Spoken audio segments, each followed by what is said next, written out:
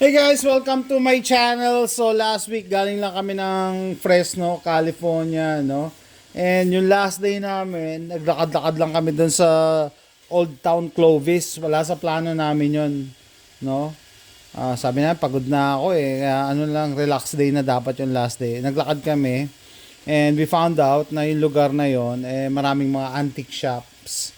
And eto, papakita ko sa inyo kung ano yung binili namin, no? Nadala namin dito sa Texas. Okay, so simulan natin dito kay Mrs. Ano kayo? Hey, don't touch it. Sabi ko sa kanya, pakita niya sa akin, hindi ko nakita yung kung ano yung binili niya eh. Okay. Maraming ano pala doon, antique shops, may mga items na unique. No, kasi sa Texas ngayon pa talaga ngayon pa talaga umandar yung Roomba kung kailan gumagawa ka ng video. Okay, so ito pala binili. Bumili ka rin ng table, okay? Table. Ano siya, miniature na table, ha? Tapos set. Kano to? $275, mura lang. O code yan. Ito maganda. Miniature na mineral water, rum, wine, tapos may wine glasses pa. Mura lang doon, di ba? Mura lang doon. So, maliban sa unique or yung mga hinahanap naming items, dapat mura din. Kasi kung hindi mura, hindi namin bibilin. So, yan yung sa kanya. Tapos, meron pang isa. Ito, gustong-gusto niya to eh. Nakahanap siya ng Viewmaster. So sayang, hindi niya pa binili yung isa. Sabi mo, may isa pa siyang nakita ang Viewmaster, mas maganda eh. Okay? Nilinis siya na to eh. Kasi alam nyo ba guys, mga batang 80s, katulad namin, no? Hindi kami makabili nito eh. Nagkaroon ba kami or hindi ko na kung nagkaroon kami or pinahiram lang. So, magkano bili mo dito? Viewmaster, 15? Gumagana siya. 15. Tapos, kaya nga, sa pangalawa namin pinuntahan, 12 lang, tapos mas maganda pa. Hindi niya pa binili. Ito, may mga gas-gas na eh. Pero, okay lang, at least gumagana. Viewmaster. Kasi, no, dito sa Texas, wala kaming makita ganito eh. Wala tayong makita ganito, di ba, sa Texas? Na mura. Tapos, bumili siya ng bala. Wala kami makita dito sa Texas eh. Sabi ko nga, ba't di mo pa dinamihan bumili ng bala? $1 lang pala, Diyos ko po. Bumili ka na ng kahit pa paano. Ay, maganda to. Tapos nakalagay si Kuya, National Park. Hindi na kami nakabili ng ano eh. Ito nung isa naman, Yellowstone. Hindi na kami nakabili ng mga souvenir items kasi sarado nga, di ba? Yung office ng National Park. Kaya, eto na lang yung mga souvenir namin. Pero maganda to kasi may Sequoia eh. Sequoia. Pwede. Mamaya, tignan ko. Basta yan guys, Viewmaster, mga batang 80s, shout out. No, tuwan-tuwa na tayo dito, gumagana eh, tuwan-tuwa na tayo. Hindi kami makahiram, hindi makabili sa hirap ng buhay. Anyway, eto yung sa kanya. Si AJ naman, nagpabili ng comics. Siya pumili nito eh. $8. DC Comics. Ganda pa yung condition. Okay. Tapos meron pa isa sa kanya. For some reason, si AJ, gusto ni AJ ang mga Bible. Meron siya isa nakitang Bible. Kaso hindi pala yon Catholic Bible. Parang, kalimutan ko na, Protestant ba or what? Kaya hindi namin, sa patay pala. Ito, maganda to kasi, yung isang gusto niya sanang bilhin, in memory of somebody na namatay. Tapos nakita namin to, sabi ko, yan na lang bilhin natin. Bihira yan kasi, gold ang cover. Tapos, ayan, although may damage na dito, dinikit ko lang din. Mahirap pa rin maghanap ng ganito eh. Sabi ko, ano ba to? Para sa pare. Maliban sa mga military artifacts, gusto ko rin ng mga religious artifacts, guys. Lalong-lalo na kung may mga old pictures or drawings. Yan. Dinikit ko to. Ayan, meron siyang old pictures eh. Kaya maganda to eh. Nga lang, kailangan ingatan. Yung mga 1963. Oh, 1963 pala to eh. Okay. So, ayan, 1963. Nagustuhan ko rin to kasi maliban sa outer cover, may mga pictures. No, may mga pictures sa drawings. Meron tayo dito mga ano eh. Yan, ito mga hinahanap mo dyan. Yung mga ganitong klase. No? The Sacrifice of Isaac. Yan, may angel, oh. Isaac and Jacob. Itong ano mo dyan, eh. Ito, binabayaran mo dyan, eh. Yan, oh. The Louvre, Paris.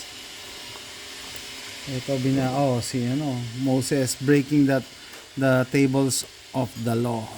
Ten Commandments. Ito, hinahanap mo dyan, mga sinaunang, pictures and drawings. Si David. Ayan to, maganda to. Kaya, hindi ko pinalata kay Jay. Gusto ko rin to bilhin eh. Tuwan-tuwa siya nung nabili namin to. Kasi naghanap talaga siya ng Bible. The Israelites celebrating daw mga Israelites. So, sino tong, si Goliath ba to? Yun, pinuto niya yung ulo. Si David yata yung isa. Ano pa? Talaga yung Roomba talaga ngayon naglinis habang gumagawa ako ng video. Ay, nako naman. Ewan ko dyan. Nananadya eh. Roomba, ingay eh. Ingay. Ito. Yan, nativity and so and so forth. So, rin, meant to be na mahanap namin kasi parehas kami ng anak ko na naghahanap din ng mga religious artifacts. And eto, galing California to. Patas itong Roomba to. Dito talaga nananadya eh. Sandali, patayin ko lang pag lumapit And that's, hindi pa yan. That's it yun sa kanila. Ang kulit itong Roomba And eto naman sa akin. Tumitingin ako ng Buddha. Baril nga, hindi ako pwede mag-uwi pero may mga nakita ako doon, mga black powder, tsaka nagulat nga ako California pwede magbenta ng black powder. Black powder, tsaka mga replica, tsaka yun nga cap gun. And then yung cap gun, kung naalala nyo, ginawa ko ng separate video yun na pinanghinayangan ako, yan, cap gun. Binigay ko lang doon sa isang naghatid doon sa airport. Ang dami ko naisip kasi nung gabi, doon ako nag-research na meron daw passenger sa Reddit na basa ko na kinumpis ka ng TSA, hinasel siya ng TSA doon sa cap gun niya. Maliit lang yun, parang keychain. No? Tapos, after 2 years, naka-receive siya ng letter from the TSA. Hinihingan siya, nilagyan siya ng fine of $250. 250, tapos pwede mo pa sa korte, parang gano'n, masyadong ma-hassle. Okay? Kaya, sabi ko, tapon ko na lang kaya sa damuhan yung barrel, yung cap gun, or itapon ko sa parking lot, baka may makakakita. Or iwan ko na lang sa hotel, yung maglilinis, kukunin. Pero sabi ko, mas maganda sana bigay sa karapat dapat Bigay ko sana kasi may nakita akong may kasamang anak na mapaglalaruan Kasi laruan lang naman yan No? Pero wala na akong choice. Binigay ko dun sa naghatid na lalaki. Dalawa silang lalaki naghatid Diskumpiyado pa sila sabi nila sa akin. Sabi ko, can I give you something? Sabi siya, what is it? What is it? Sabi ko, it's just a toy. Tapos ang binigay ko, umalis na sila. Buti naman, hindi niya tinapon. Yan yun. So, anong nangyari? Pag uwi ko dito sa Texas, nag-search ako. And nakahanap ako ng kapalit. Mas maganda yung condition nung nabili ko dun sa California. Talagang walang gas-gas. Pero okay lang. Madali lang naman to palitan. So, nakahanap ako ng kapalit. Same price to $19, parang ganon. $19. Yan. Made in Hong Kong. Hindi na kasi gumagana to. Hindi ko napakita sa video. Kaya pala tinatawag na cap ganyan. Gumagana yung trigger, guys. Magana yung trigger. Tsaka maganda kasi Luger eh. Alam mo naman, hindi tayo makakabili ng Luger. German Luger. Okay na yung mga ganitong laruan lang. So, yun guys. Nung pag-uwi ko sa Texas, bumili ako sa eBay. Dineliver a few days ago. Same price. Pero syempre, iba pa rin yung sana yung galing California. Yun yung aking remembrance. Okay? And may nakita ko isa pa. Binili ko na rin. Mas mura. Ito, $15. Tapos kanina, tinanggal ko yung paint. Nagmukha siyang battle worn. Tinanggal ko yung paint part dito. Okay naman. So may dalawa na ako. Wala, hindi na to ginagawa eh. Doon sa magtatanong, wala na to. They stop production nung 1980s yata eh. 1980s. Pero gumagana pa rin no. Kaya mapapansin nyo talaga, yung mga laruan nung unang panahon, matitibay. Tumatagal kahit ilang dekada na. Gumagana. So meron na akong dalawa. Tagis sa kami ni AJ. Collection. No? Parehas na parehas. Ayan. At saka, payo ko sa mga makaka-encounter ng ganun, don't risk it. Okay? Ibig sabihin, pag kayo lilipad, do your own research, tawagan yung airlines ahead of time. Nakumpiyansa ako eh. Kasi sabi ko, laruan lang naman yan, maliit. Tapos nung gabi, nung nag-research ako, yan, may nahuli daw siya ng TSA. Kahit maliit, kahit keychain lang. Tapos, kinumpis ka na, binigyan pa siya ng fine. No? So, ayun.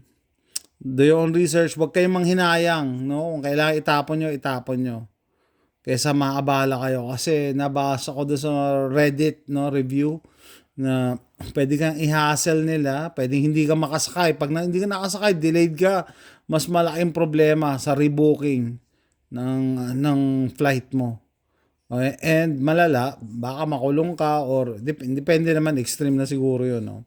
Or mabigyan ka ng fine or ticket. Mas mahal. Mura lang to. Tapos matitikitan ka ng $250. Parang it doesn't make any sense. Kaya mag-iingat ka talaga pag lilipad ka. Don't assume na just because keychain lang yan wala yan. No? Meron silang nasa discretion daw ng huhuli sa iyo Ayun ang delikado. Pero nakakatawa naman kasing ganito kahit ilang dekada na gumagana pa. So, eto yung sa akin. Actually, copycat na lang pero wala nga, may nakita akong Buddha, mahal. Meron akong nakitang Buddha, $18, kaso magaan, sabi ko mukhang mumurahin. Yung gusto ko talaga, antique na Buddha, nasa $78, sabi ko, it's not worth it. So, bumili na ako ng coins. Ganda yung mga nabili naming coins doon, no? May certificate pa. Harry S. Truman. Ayan, no? $5 bili namin. Harry Truman. Ayan yung coin nyo. 33rd President. Uy, sakto Ano nyo ba, nagbabasketball ako nung college Number ko 33. Number 33. Ayan. Harry S. Truman. $5 mura. Why not? Chocolate. Diba? Maganda kasi mag-collect ng coins or gawin mong remembrance ng coins kasi tumatagal yan. Hindi yan napapanis. Tapos habang tumatagal, nagmamahal ang value. Ito silver daw to. Binili ko na. $10. Ayun, Ay, si AJ pala bumili nito. Si AJ, Netherlands Sabi niya, Dad, that came from Netherlands. Ayoko sanang bumili nito. Ayoko sanang bilhin kasi gusto ko pag ako bibili, nagpunta ako dun sa lugar. Kaso nga, gusto ni AJ na siya sa design. Tapos silver, ayan, silver coin. Na-attract siya sa design Yung lion yan So binili na namin. Tapos ito, nakita ko to. Sabi ko, wala tayong remembrance sa Yosemite. Kasi nga, sarado yung kanilang office. Yun, sakto. May nakita kami sa sa antique shop. The California Collection. California, sabi nila may bear, no? Pero wala tayong nakitang bear, no? Bear ang nasa flag ng California, pero wala tayo nakitang bear.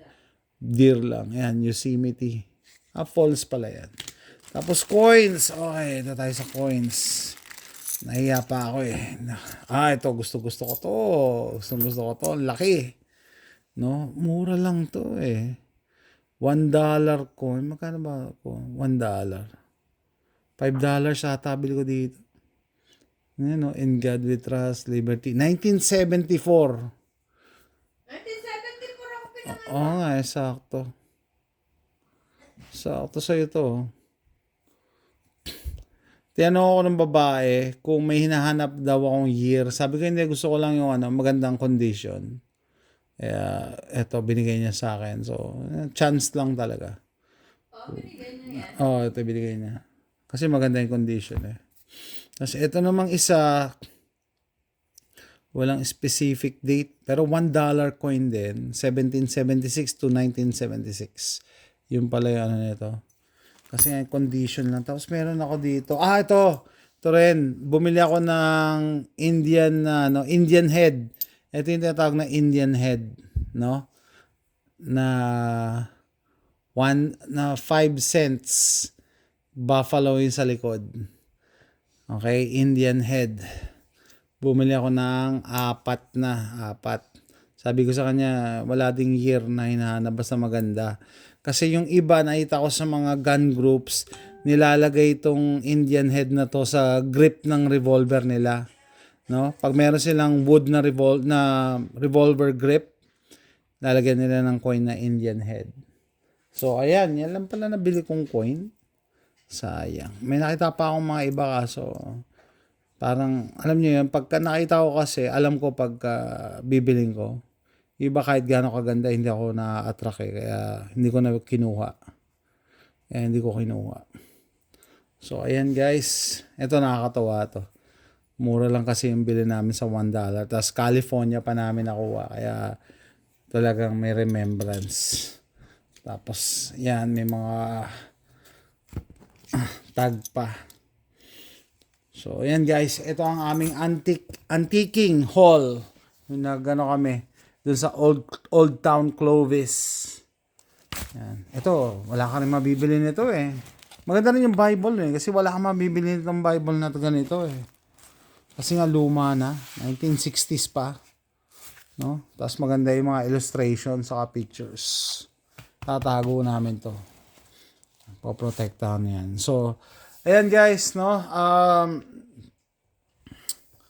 Kung katulad ko kayo na naghahanap ng treasure, in the future, malay mo maging treasure to pagka naging unique and konti na lang.